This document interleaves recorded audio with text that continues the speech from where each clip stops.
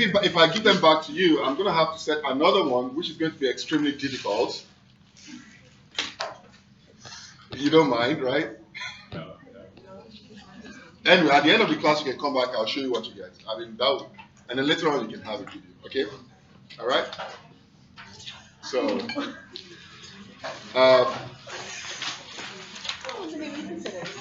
we stopped on. Where did we stop?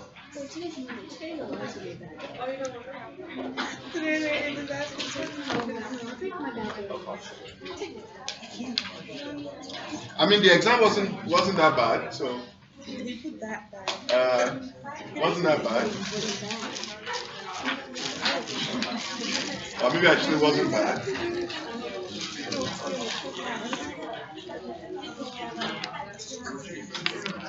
I was reading the conceptual concept. Are you going to post your notes again like yesterday? Yeah, the notes that I write on the completed on our program. Dr. Kelly, all the videos are all set. I can come to your office today. Okay. You're welcome. Oh, so courtesy of our students here, we're going to be able to have the video posted of the lectures. So I'm going to, once you download it on the hard drive, I'll upload those on my courses and you can watch. Okay, and I'll be uploading the lecture notes too. So hopefully that will help. But I'm going to encourage you guys to solve a lot of problems. Start writing mechanisms. Mechanism is going to help. Okay, mechanism is going to help. You probably noticed that I didn't give you any mechanism problem in the first exam, but going forward you'll be seeing a lot of mechanisms. Okay, because going forward you really need to understand mechanism to be able to do well. By the way, in the exam I had a couple of, more than a couple of 90s, 80s, so it was okay. But I wish 100 for all of you, right? So there's room for improvement, right? Until everybody starts getting 100. Well, we can improve above 100 and get 102 with the bonuses, where we have bonus questions, right? So everybody has A plus. I'm willing to give that, right? So, all right. So bottom line, it wasn't that bad. Well, it wasn't bad. Don't let me say it wasn't that bad. So if I say it wasn't that bad, that means it was bad, right? If I say it wasn't that bad, that means it was bad, right? Yeah, it does. Oh, okay. So it wasn't bad. It wasn't bad. It wasn't great, but it was good. It was okay. You want to show us now? Huh? Want to show us now? The exam? Yeah, after the lecture, you can come by. I'll show you. Okay. So I actually wanted to bring it, but I thought it's yeah. Oh my goodness. Let's move on. All right. So we've talked about how to name ethers and how to make ethers. Now let's go into the other subsection that deals with reaction of ethers. Okay? Reaction of ethers. So the first reaction we're going to consider is acidic cleavage. Okay? Cleavage there means you're breaking the bonds. This thing is not straight. See, that's why. Okay. Over here is straight, and over there is bent. What's going on here? Then we have to bend this a little bit. Okay. You can cleave or break the oxygen-carbon bond in ether using aqueous hydrogen iodide or hydrogen bromide. HCl is not going to work for this. So even though it says acid, you can't use HCl. Alright, but HI and HBr will do the job for you. And when that breaks, what you're going to get is your alcohol and the alcohol and the halide that you started with. So basically the reaction is reversible. You can react halide with alcohol to get ether, and you can break the ether bond to get your alcohol and halide back. Now the question is, what functional group is going to go where? Where is going to be your OH functional group, and on what carbon is going to be your halogen? Well, if you have a primary carbon center connected to the ether oxygen, that primary carbon center is going to take your halogen. Okay? And the other carbon center will take your alcohol functional group. Let's demonstrate that in a reaction. So if you look at this reaction, for example, this is your ethyl phenyl ether. This carbon here is a primary carbon center, as in connected to the OH functional group. In relation to the OH functional group, it's a primary carbon center. Whereas this is quaternary. It's actually sp2 hybridized. Okay, so that means your halogen, when you react that ether with your HBr or HI, your halogen is going to connect to that primary carbon center. Okay, so that's why you have CH3CH2Br and then the phenol. Okay, the cleavage goes through SN2 reaction mechanism. So the first step, let's write one for this.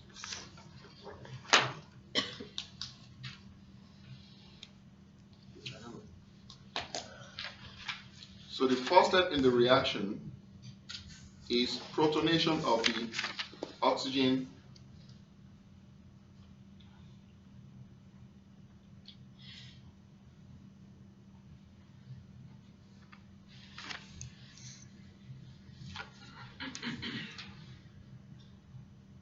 I'm going to draw this in skeletal form. So that's one carbon there. And then this is your Br minus. This is now going to act as a nucleophile to attack the primary carbon center. And this bond will break to put the electrons on the oxygen. So we'll have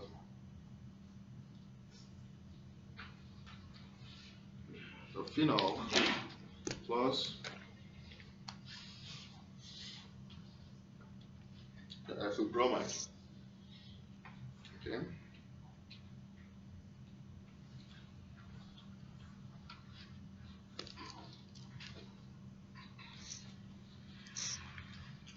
So if you look at this carbon center here, which is in relation to the ether, is a secondary carbon, is a tertiary carbon center. It is more hindered. Therefore, conducting SN2 reaction on that center is not possible because it's slightly more hindered. And the less hindered side is where your nucleophile is going to come on to break the bond. So it's very, very easy in that case. Okay. So let's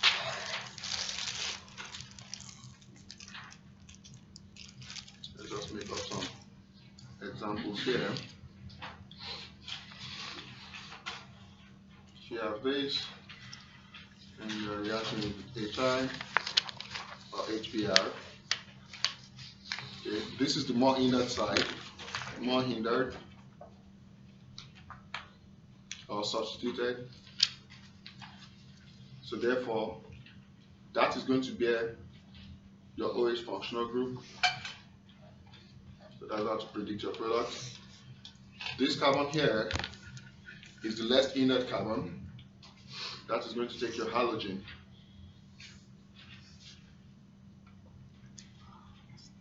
Okay. So you can think of various examples for that.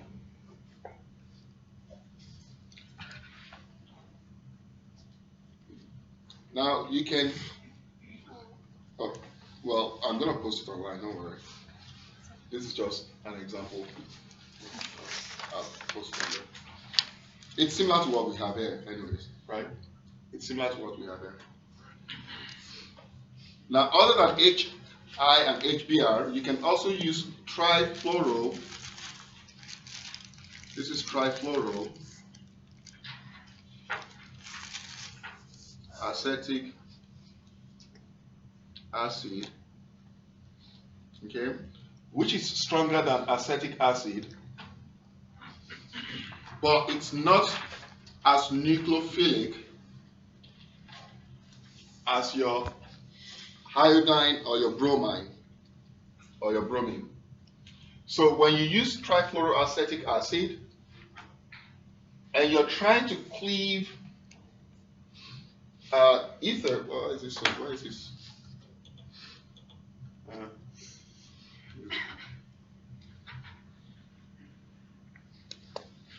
Okay, if you look at this carbon center, this is a secondary carbon center, and this is tertiary in relation to this OH functional group, right?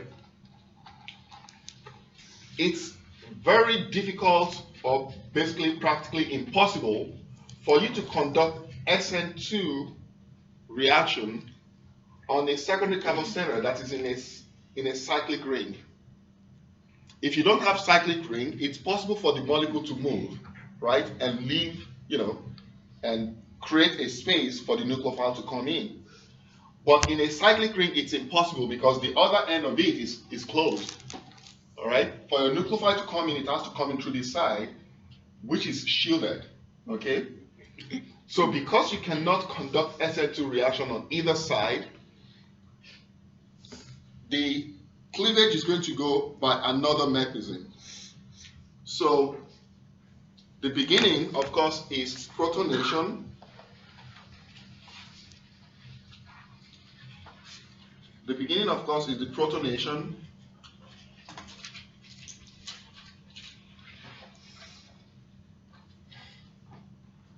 Gonna draw this one out.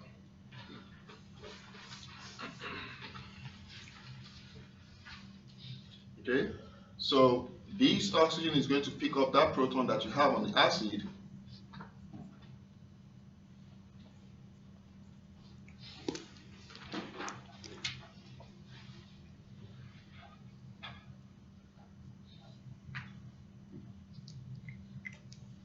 Okay, and you're left with your trifluoroacetate.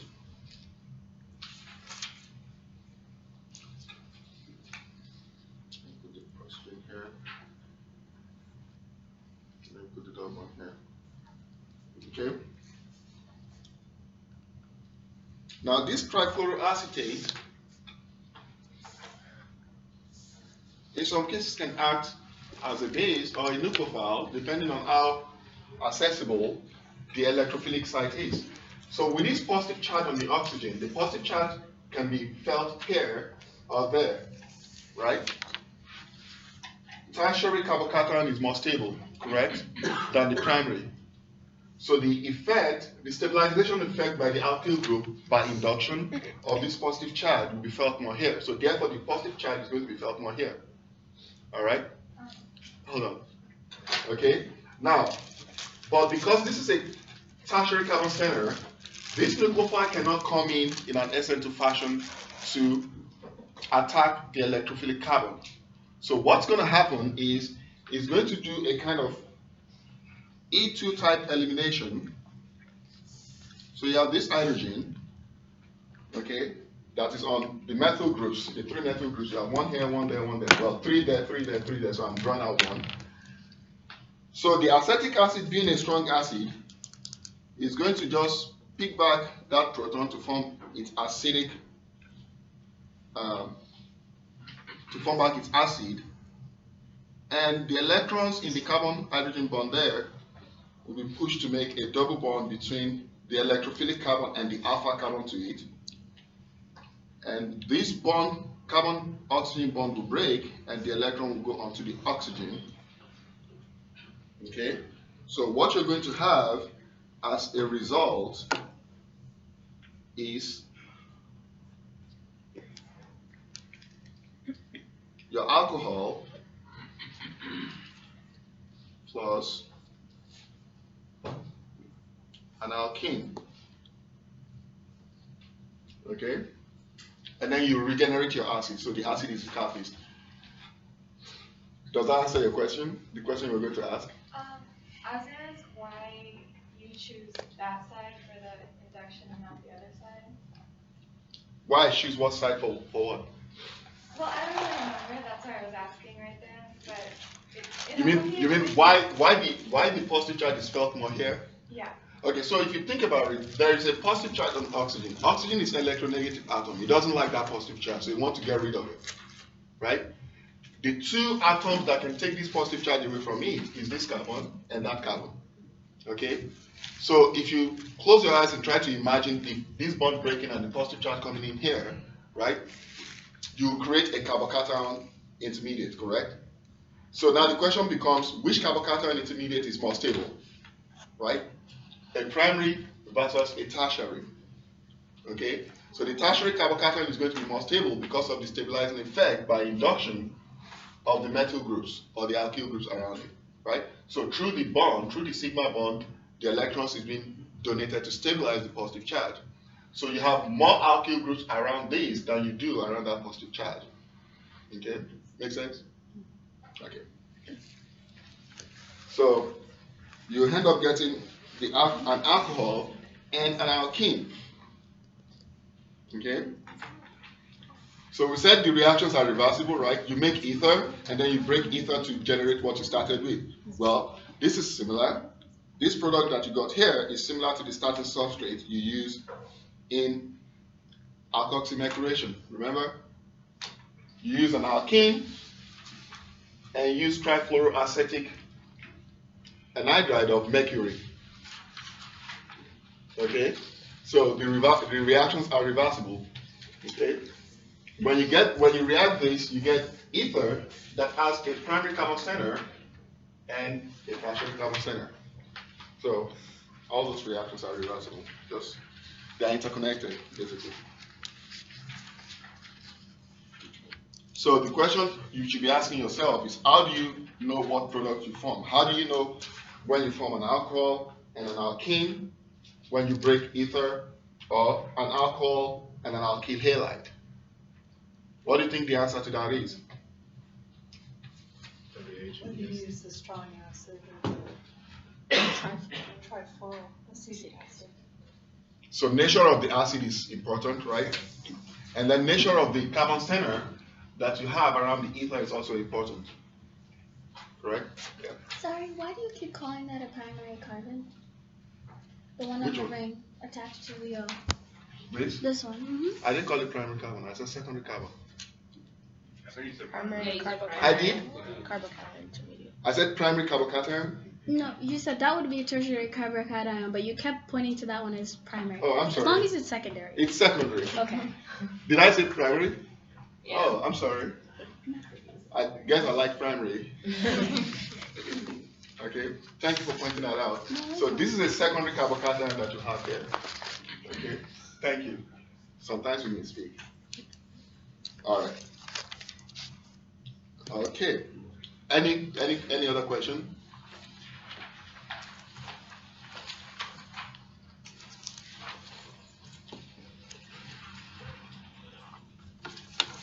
Okay. So the second reaction so the reaction in the ether is very simple. Cleavage and then rearrangement. Those are the two reactions you just have to remember. Okay. So one of the more common reactions of ether is in placing rearrangement. Is a named reaction. One of the named reactions in organic chemistry. Placing rearrangement. Placing rearrangement is a reaction that is specific to allyl ether. What do we mean by allyl ether? So if you have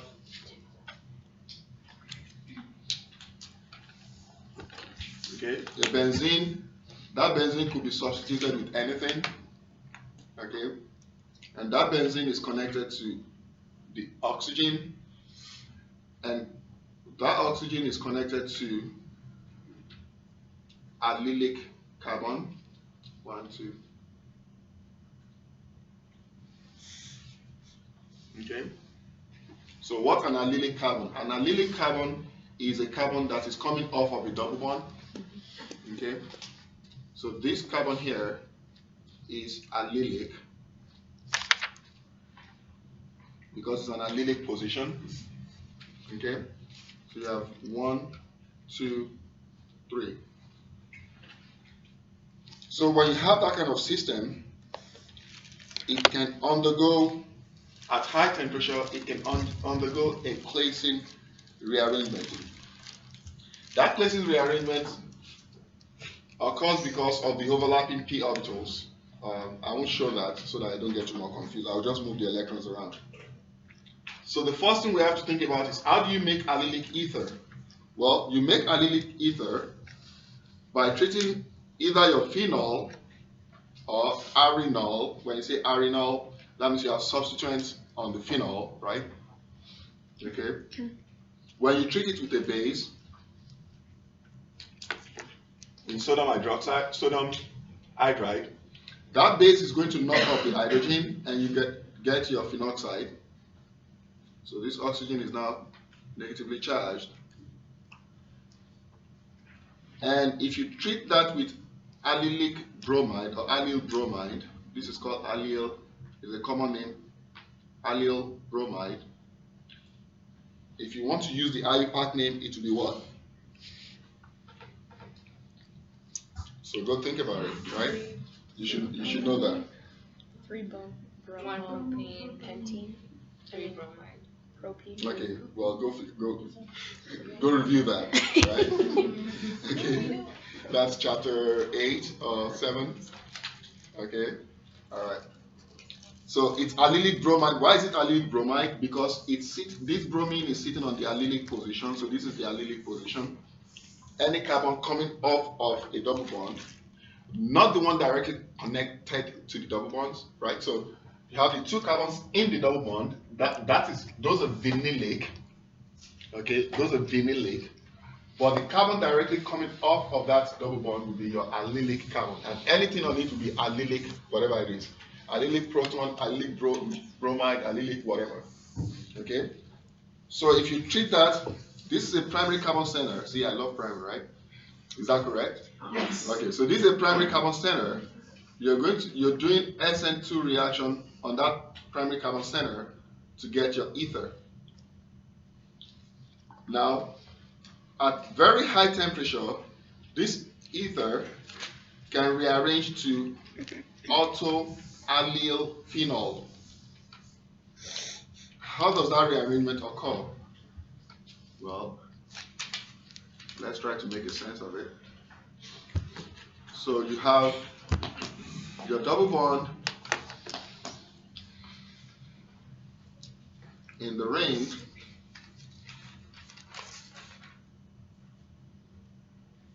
Okay, I don't want to draw the p orbital, but you can imagine the p orbital here and the p orbital here, right? Oops, I just drew it mistakenly. I didn't want to draw that. Okay, let me draw it on 1. I'm just showing 1, right? Okay, and I'm going to redraw this structure so that it doesn't look messy.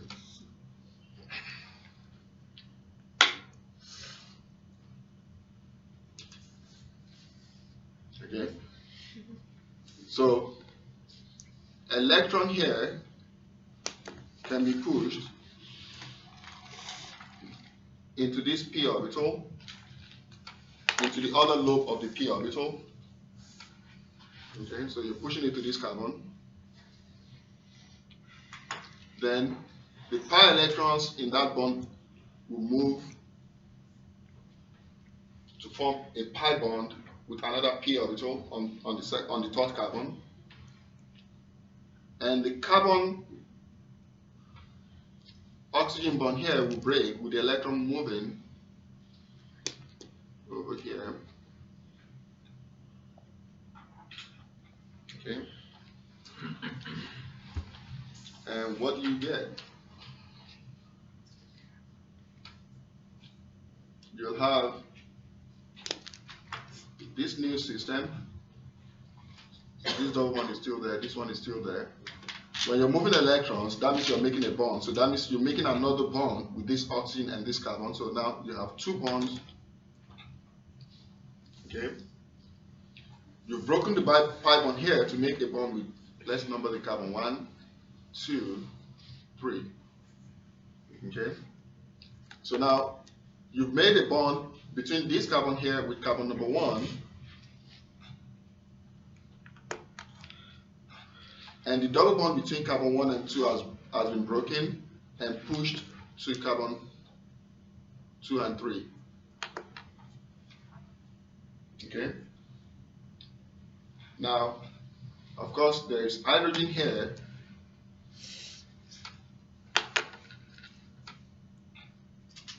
Alright? So this oxygen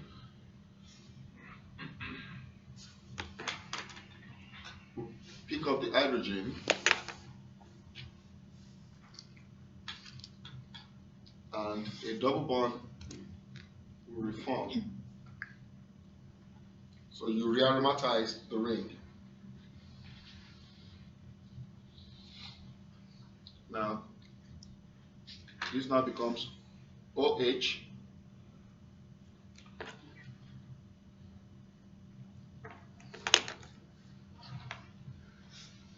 This double bond is here. Oh. Okay. And this here is connected to carbon number 1, which is connected to carbon number 2, which is doubly bonded to carbon number 3. 1, 2, 3.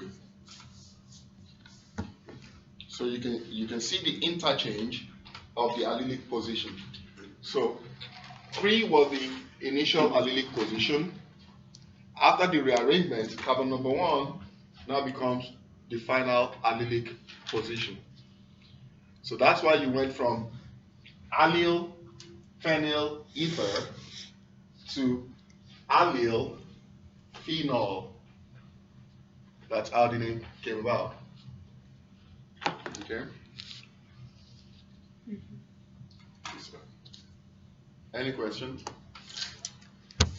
Yeah, so learn to push those electrons around. It will help a lot. Alright?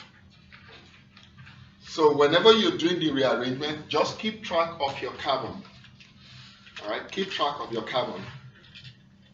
Okay? Again, when I give you a quiz or an exam on these, I'm not going to be giving you the exact same thing that you have in the lecture note, but something similar, right? So what your focus should be on is the functional group that you have and how you push the electrons around to get your product, right? Let me just think of something on top of my head. So let's say you have this. Oh, by the way, it has to be in auto position or para position for the reaction to occur. If it's in meta position, it's not going to work. Okay? So you have to have that allyl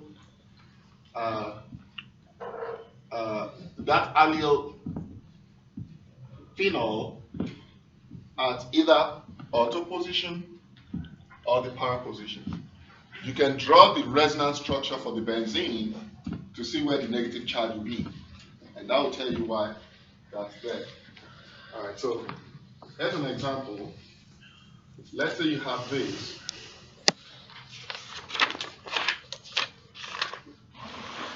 Okay, and you want to do rearrangement. Just keep track of the carbon that is in play. Whatever is coming off of this carbon is not in play. Correct? Unless you have another allylic position there that is accessible. Alright? So that's why I just put phenyl so that you don't get confused. So you have 1, 2, 3. When you form your product from this carbon is what is going to be connected to the auto position, not this carbon, and not the carbon on the phenyl ring. Okay? So your product for that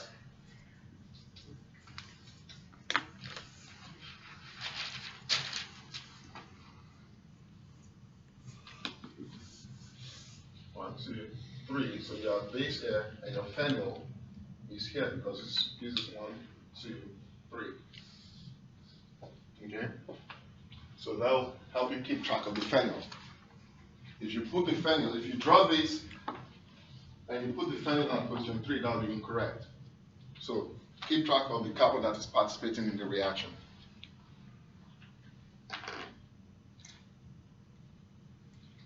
Make sense? Yeah. So how would you do the current position? So you can draw the resonance structure and see that. Okay. So from remember from chapter 16, benzene and aromaticity. The OH functional group that you have on the benzene ring is what do they direct to? What position do they direct to? They are auto and para directing, correct? Because if you draw the resonance structure for that, stabilization effect of base. So by resonance, if you put this electron here, the first resonance structure you will get will have, base, and the electron here, positive, right? And then you move this again, and this will push it here, and get the second resonance structure. So you guys should review this, because they're all interconnected. So now your negative charge is here, and then if you draw the third one, it's going to put it to the other position. So you have the third resonance structure. So now it's there, and then if you finally put this here, you get the fourth one. So that's the fourth. Now this becomes H, right? So you can see here you have auto position, para position, and the other auto position, right? So because you have your electron density concentrated on the para position here, it can attack an electrophile, all right? But you have two auto positions, so that will be the major product. So any substitution on phenol will give you a major product on the auto position because you have two auto positions in the resonance structures. Okay? So, but you also have some tiny amount in the para position. Okay? Make sense? So you guys should review. Everything is kind of interconnected.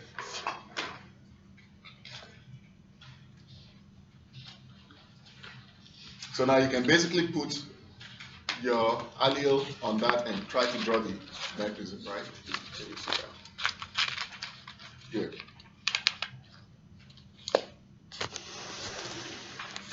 All right, let's move on. Okay, so those are the two reactions that ether undergo, at least.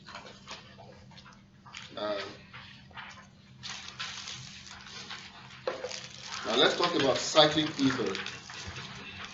Cyclic ether are referred to as epoxides. You can call them epoxide or oxiranes. So it's either oxiranes or epoxide. To name them,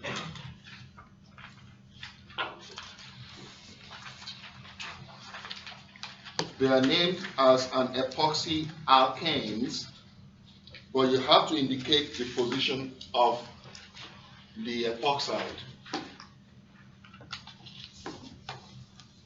So in straight chain ethers, you just have the oxygen connected to two different alkyl groups or aryl groups or vinyl groups or allylic groups. But in ether, the oxygen is connected to two carbons within a ring. So for you to name that ether, you have to indicate the position of those two carbons. So this is carbon number 1 and 2. This cyclic ether will be 1, 2 epoxy ethane. Okay?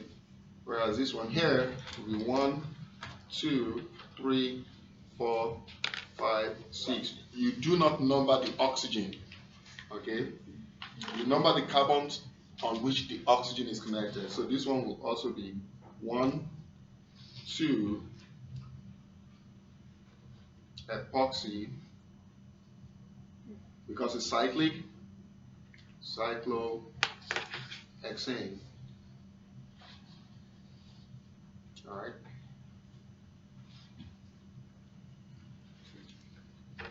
There are common names and common solvent that you're used to. THF, which is tetrahydrofuran, is a cyclic ether, and 1,4-dioxane is also a cyclic ether. Now, how do you make those epoxides? How do you make those epoxides? You make epoxides by reacting alkene or cycloalkene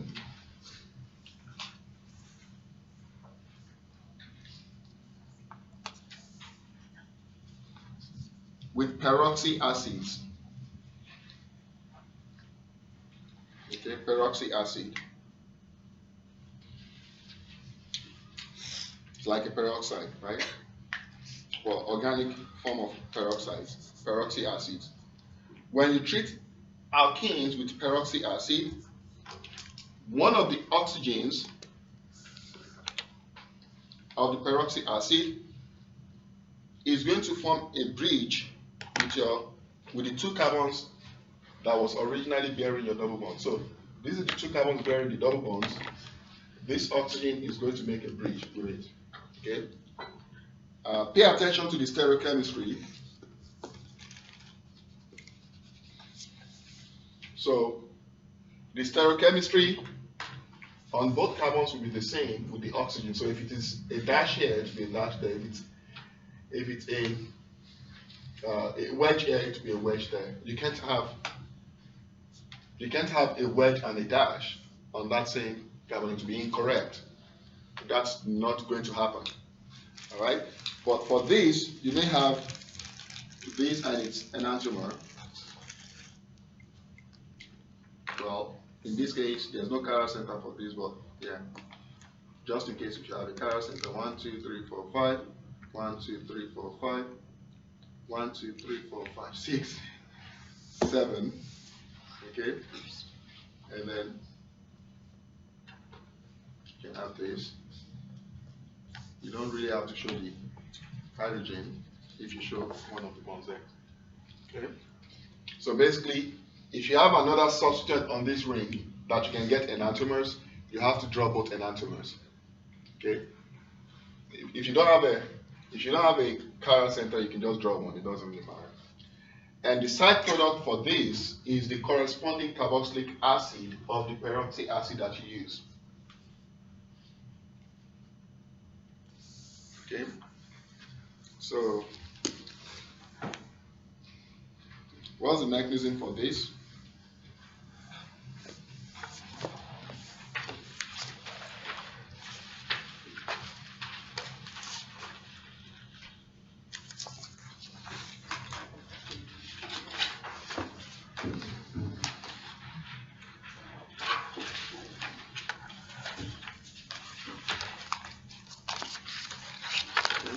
What's the mechanism for this?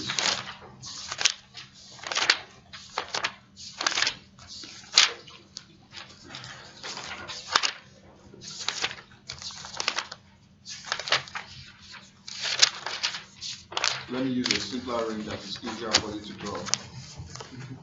Let's just do the base, and we're reacting it with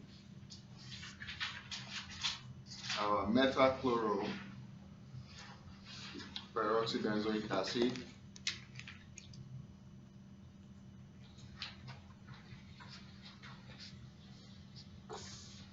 to get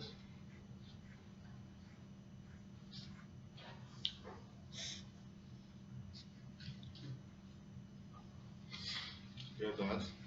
I won't draw the carboxylic acid that is a side product. So what's the mechanism? Well,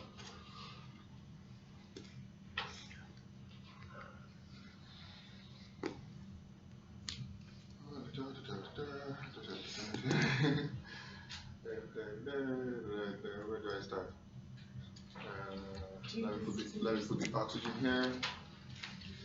Put this here. Put this here.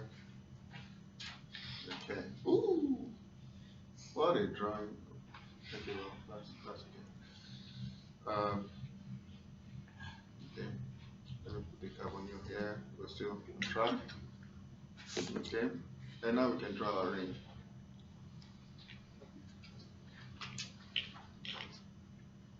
And then we can put our chlorine on this side. Okay. We want our reacting species to be facing our double bond. Okay. So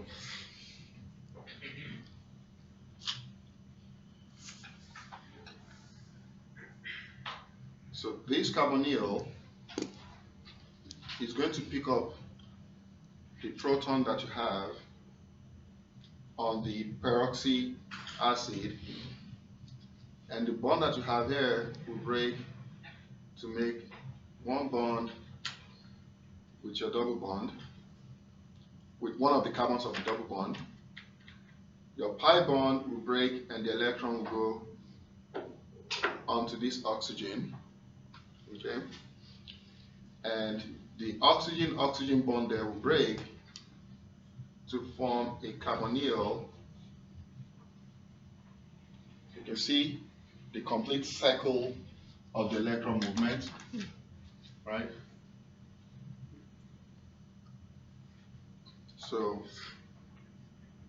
what is the net result of that? It means this bond here has been broken and it's been connected to this carbon that had the double bond. So that oxygen is here. You've broken this pi bond and connected these to the oxygen. So this is connected here. This bond has broken now, so the oxygen is by itself. And this oxygen is now doubly bonded to the carbonyl carbon. Okay.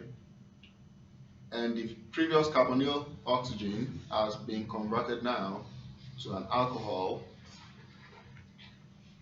And then you have the rest of the structure.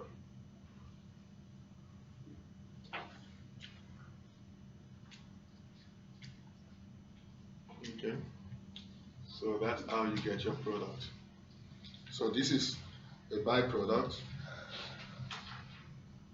So we don't really care about that. And this is our product, which is the epoxide. In this case, for this example, it's a 1, it's a 1, 2, 1, 2 epoxy cyclohexane.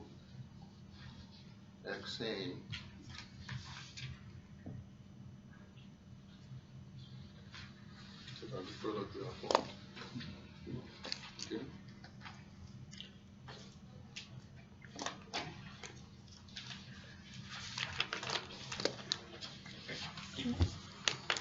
So that's the method.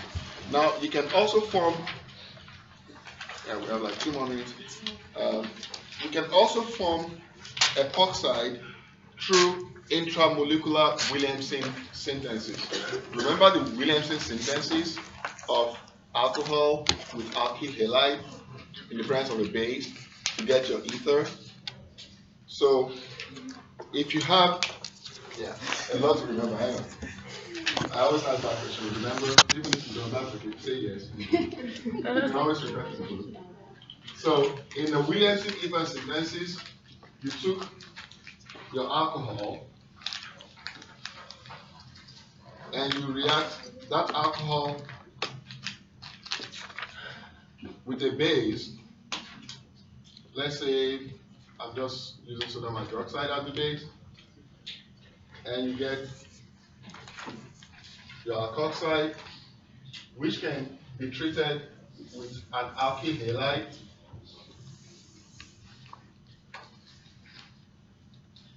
To get your ether. Okay? So in Williamson ether synthesis, if you have both your alcohol functional group just making this up now. If you have both your alcohol functional group and your alkyl halide within the same structure, okay? So that means you have two reaction sites, two functional groups within the same structure, right?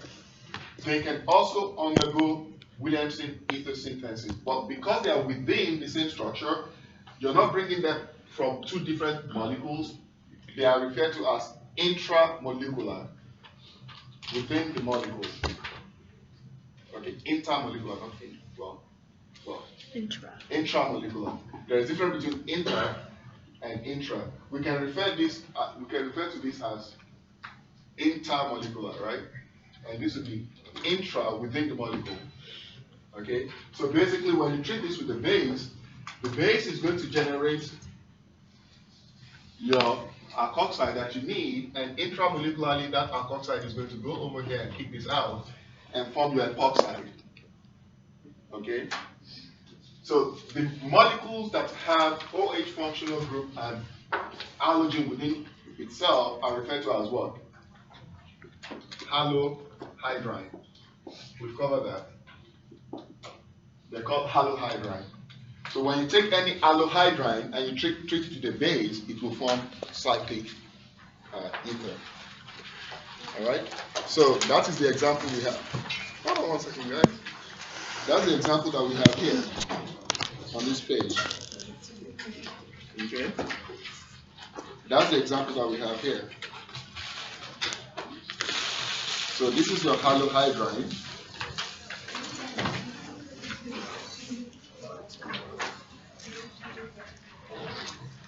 And this is your base. And we'll continue from there.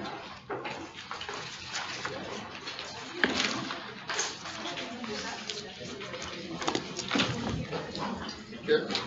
So if you guys want to see what you get to come by my office, I'll show you.